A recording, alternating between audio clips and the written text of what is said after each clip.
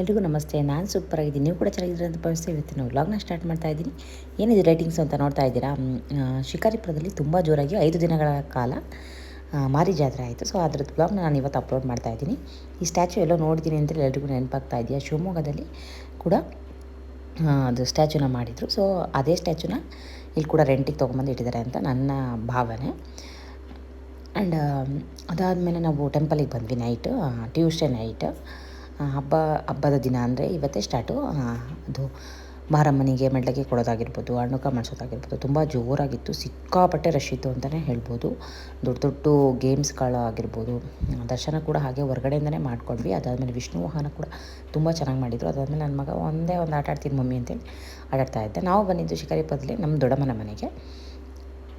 ನಾನು ಮತ್ತೊಂದು ವ್ಲಾಗಲ್ಲಿ ಕೂಡ ಹಾಕ್ತೀನಿ. ನನ್ನ ಮಕ್ಕಳು ಕೇಳಬೇಕಾ ಜಾತ್ರೆ ಅಂದ್ಬಿಟ್ರೆ ಅಷ್ಟು ಅದು ಬೇಕು ಇದು ಬೇಕು ನೋಡಿದೆಲ್ಲ ಬೇಕು ಅಂತಾರೆ. ಫೈನಲಿ ಎಲ್ಲ ಒಂದೊಂದೇ ಥರ ತೊಗೊಂಡ್ರು. ಒಬ್ಬರು ಅದು ತೊಗೊಂಡ್ರು, ಒಬ್ರು ಇದು ತೊಗೊಂಡ್ರೆ ಕಚ್ಚಾಡ್ತಾರೆ. ಏನೂ ಮಾಡೋಕ್ಕಾಗಲ್ಲ, ಮಕ್ಕಳೇ ಆಗಲ್ವಾ. ಅದಾದಮೇಲೆ ನಾವು ಮಕ್ಕಳನ್ನೆಲ್ಲ ಬಿಟ್ಬಿಟ್ಟು ನೈಟ್ ಕರ್ಕೊಂಬಂದ್ವಿ. ಅಂದರೆ ಮಾರ್ನಿಂಗ್ ಏನು ಕರ್ಕೊಂಬಂದಿಲ್ಲ, ಯಾಕಂದರೆ ತುಂಬ ಬಿಸಿಲಿತ್ತು. ಸೊ ಬೇವು ಉಡ್ಸೋದಾಗಿರ್ಬೋದು ಅಥವಾ ಕುರಿಗಳನ್ನೆಲ್ಲ ತೊಗೊಂಡ್ಬಂದು ದೇವಸ್ಥಾನದಲ್ಲಿ ಪೂಜೆ ಮಾಡೋದಾಗಿರ್ಬೋದು, ಅದೆಲ್ಲ ಮಾರ್ನಿಂಗ್ ಇತ್ತು. ಸೊ ನಾವು ಹಾಗೆ ಟೆಂಪಲಿಗೆ, ನನ್ನ ಹಸ್ಬೆಂಡು ಬೆಳಗ್ಗೆ ಬಂದರು. ಸೊ ಟೆಂಪಲಿಗೆ ಹೋಗ್ಬಿಟ್ಟು ಕೈ ಮುಕ್ಕೊಂಡು ಬಂದ್ವಿ. ಇಷ್ಟು ಹೇಳ್ತಾ ಇವತ್ತಿನ ವ್ಲಾಗ್ನ ಮುಗಿಸ್ತಾ ಇದ್ದೀನಿ. ನಾನು ಇನ್ನೊಂದು ವ್ಲಾಗ್ ಜೊತೆ ಮತ್ತೆ ಸಿಗ್ತೀನಿ. ಇದೇ ಮಾರಿ ಹಬ್ಬದ ವ್ಲಾಗ್ ಆಗಿರುತ್ತೆ.